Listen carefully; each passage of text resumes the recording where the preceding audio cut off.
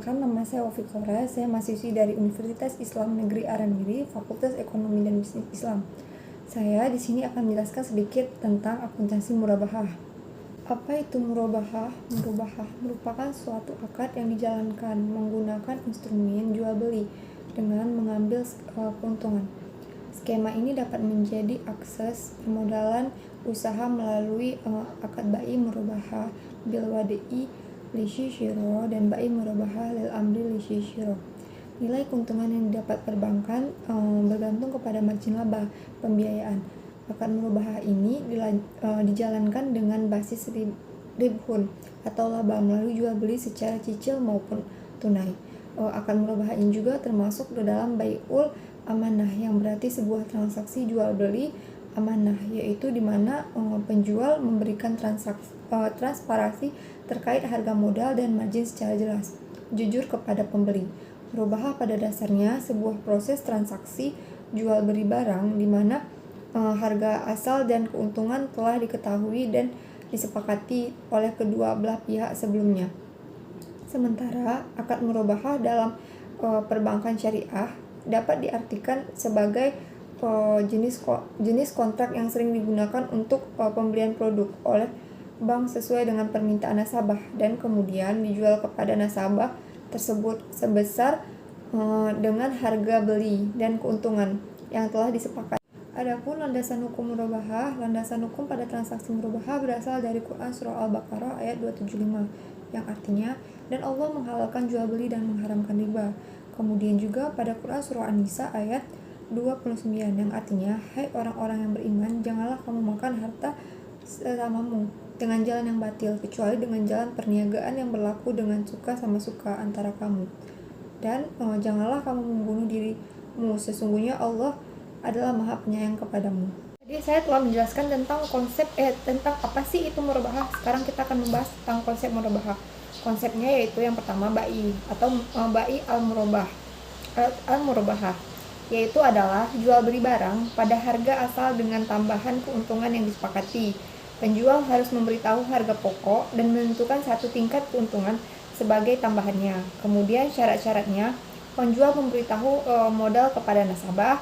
Kontrak pertama harus disesuaikan dengan rukun yang ditetapkan. Kemudian kontrak harus bebas riba, tidak boleh sedikit pun mengandung unsur riba, dan penjual harus terbuka. Yang terakhir, penjual hendak menyampaikan perihal barang yang dibeli. Kemudian adapun ketentuan syariahnya, yaitu yang pertama pelaku, ada penjual dan pembeli. Kemudian cakap umur, yaitu berakal dan dapat membedakan. Kemudian yang ketiga tuh ada akad anak kecil dianggap sah apabila walinya mengizinkan. Kemudian adapun objek jual beli harus memenuhi, yaitu barang dagang merupakan barang halal yang diperjualbelikan harus dapat diambil manfaatnya. Kemudian yang kedua tuh barang dimiliki oleh si penjual. Yang ketiga, barang dapat diserahkan tanpa tergantung dengan kejadian tertentu di masa depan. Kemudian yang keempat, barang dapat diketahui kuantitasnya dengan jelas. Yang kelima, barang diketahui kualitas dengan jelas. Yang keenam, harga barang tersebut jelas. Kemudian yang terakhir, barang secara fisik ada di tangan penjual. Tadi saya telah menjelaskan tentang apa itu murabahah, konsep murabahah, ketentuan syarat pelaku maupun objek jual beli. Kemudian yaitu adanya ijab dan kabul. Ijab kabul itu dilakukan secara lisan ataupun tertulis. Kemudian saling ridho atau rela antara penjual dan pembeli terhadap barang yang dijual dengan harganya.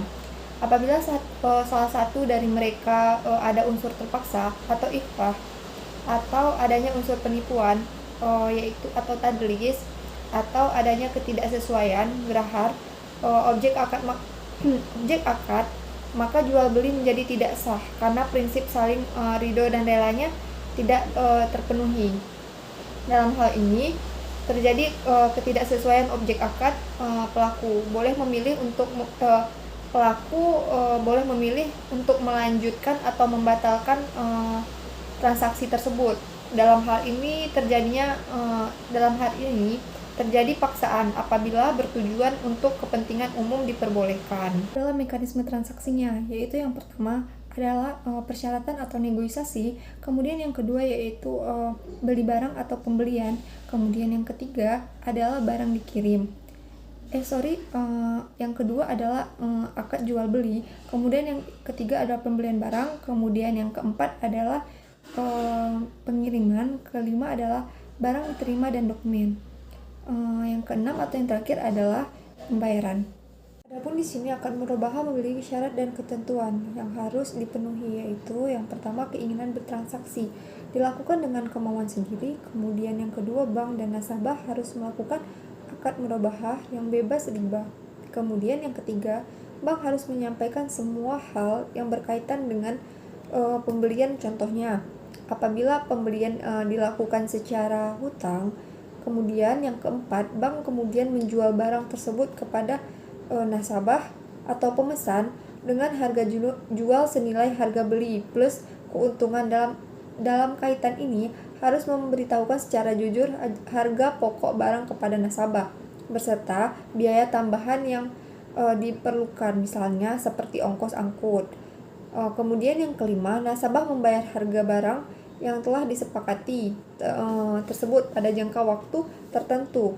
Yang keenam, untuk mencegah terjadinya penyalahgunaan atau kerusakan akad tersebut, pihak bank dapat mengadakan perjanjian khusus dengan nasabah. Yang ketujuh, jika bank hendak mewakilkan kepada nasabah untuk membeli barang. Kemudian yang terakhir atau ke-8, adanya ijab dan kabul.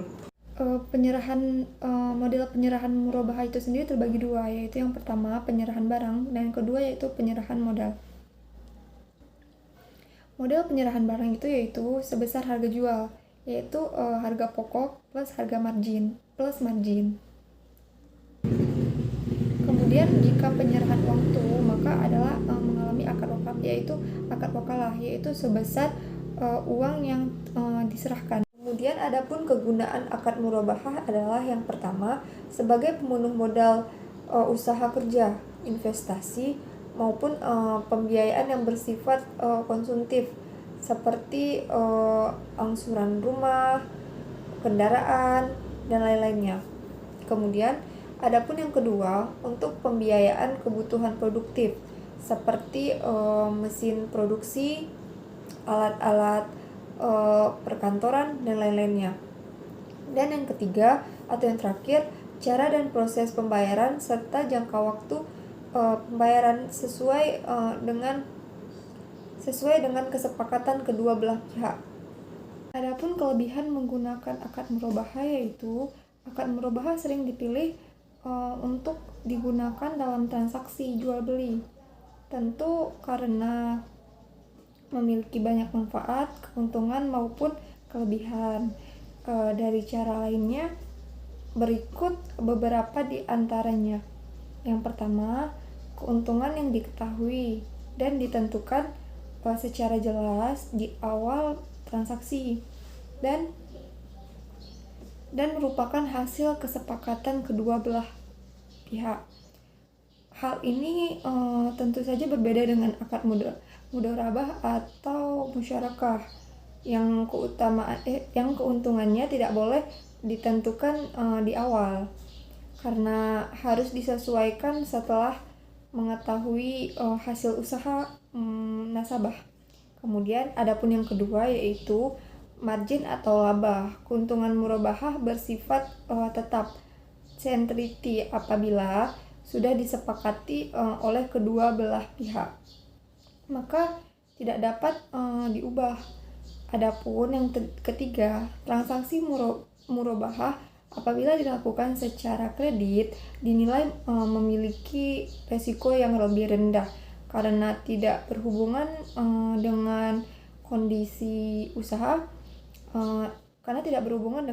usaha nasabah tersebut, baik itu mengalami untung maupun rugi. Transaksi utang piutang Ini wajib diselesaikan oleh oleh nasabah sesuai dengan perjanjian yang telah disepakati. Adapun jenis-jenis dari murabahah itu sendiri yaitu tersedianya 2 jenis akad murabahah yang dilakukan, yaitu yang pertama akad murabahah dengan pesanan pada akad murabahah. Transaksi jual beli terjadi setelah penjual membeli barang yang telah dipesan oleh pembeli terlebih dahulu. Pesanan tersebut dapat bersifat maupun tidak mengikat. Kemudian apabila mengikat, maka pembeli tidak dapat membatalkan pesanan dan harus membayar barang yang telah dipesan. Serta jika barang yang telah dibeli nilainya berkurang sebelum diberikan kepada pembeli, tentu saja akan mengurangi akad dan penurunan nilai. Itu menjadi tanggung jawab atau beban si penjual. Sebaliknya, jika mengikat, pembeli tidak wajib membayar atau membatalkan barang yang telah dipesan oleh penjual. 2. Yaitu akad murabahah tanpa pesanan. Sesuai dengan nama atau jenisnya, penjual dapat membeli barang tanpa harus ada pesanan terlebih dahulu dari pembeli. Akad murabahah jenis ini termasuk bersifat tidak mengikat. Pembahasan tentang akuntansi murabahah. Sekarang akan bahas akun-akun yang terkait ke dalam transaksi murabahah. Yang pertama yaitu akun posisi keuangan. Yang pertama ada aset. Murabahah adalah akun aset yang dipergunakan untuk melakukan pencatatan terhadap perolehan barang murabahah dengan tujuan untuk dijual kembali. Posisi akun ini sebelah debit. Kemudian ada yang kedua piutang. Murabahah adalah akun aset yang dipergunakan untuk mencatat penjualan atau penyerahan barang yang telah disepakati dalam perjanjian atau akad murabahah yang persyaratannya dilakukan secara tangguh atau angsuran. Posisi akuntan sebelah debit. Kemudian yang ketiga, pendapatan. Pendapatan murabahah ditangguhkan dalam akun yang dipergunakan untuk mencatat pengakuan keuntungan murabahah dari penjualan barang untuk waktu transaksi tangguhnya lebih dari setahun. Posisi akunnya di sebelah kredit.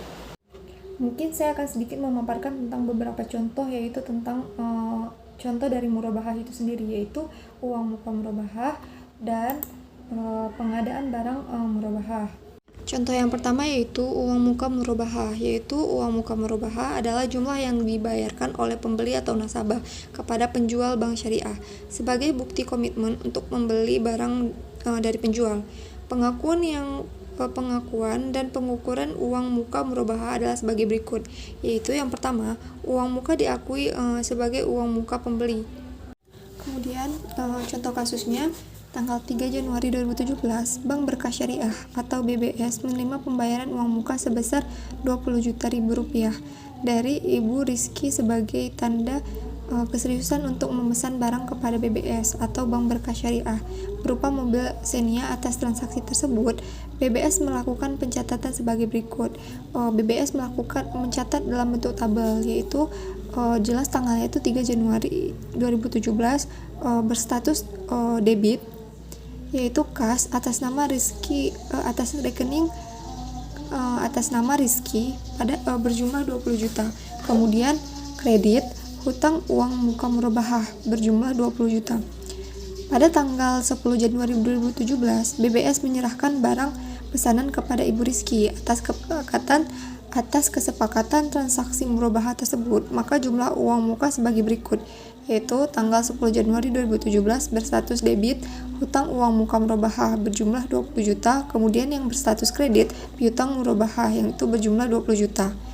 Jika pada tanggal 10 Januari 2017 Ibu Rizky membatalkan pembelian kepada BBS atau Bank Berkah Syariah dan atas pemesanan barang Bank Syariah telah mengeluarkan biaya sebesar Rp5.000.000, maka jumlah transaksinya adalah, yaitu pada tanggal 10 Januari 2017 debit penjelasannya itu hutang uang muka murabahah berjumlah 20 juta. Kemudian kredit biaya pemesanan murabahah atau pendapatan lainnya berjumlah 5 juta.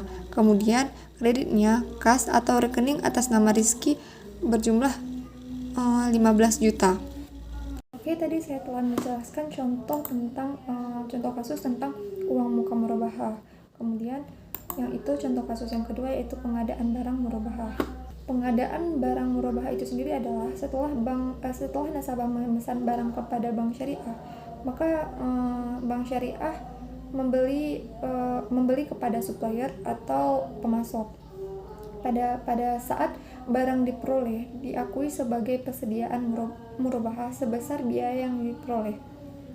Jika terjadi penurunan nilai persediaan murabahah karena using, rusak, atau kondisi lainnya sebelum diserahkan kepada nasabah, penurunan nilai tersebut diakui sebagai beban dan mengurangi nilai aset. Saya telah menjelaskan tentang pengadaan barang murabahah itu, yaitu sekarang saya akan menjelaskan sedikit tentang contoh kasus tentang barang murabahah. Berikut contoh kasusnya dari pengadaan barang murabahah. Pada tanggal 4 Januari 2017, atas pemesanan Ibu Rizky, Bank Berkah Syariah membeli mobil Xenia secara tunai ke dealer PT Maju Terus dengan harga 180 juta. Jurnal transaksi tersebut adalah, kita dapat melihat ada jurnal di situ dalam bentuk kotak, yaitu tanggal 4 Januari 2017, debit persediaan murabahah yaitu berjumlah 180 juta. Kemudian kredit kas berjumlah 180 juta. Pada tanggal 7 Januari 2017, sebelum barang diserahkan ke Ibu Rizky, terjadi penurunan nilai barang yang disebabkan oleh suatu dan lainnya sebesar 2 juta. Jurnal transaksinya adalah 7 Januari 2017, debit beban kerugian penurunan nilai aset murabahah pada kredit persediaan murabahah berjumlah 2 juta.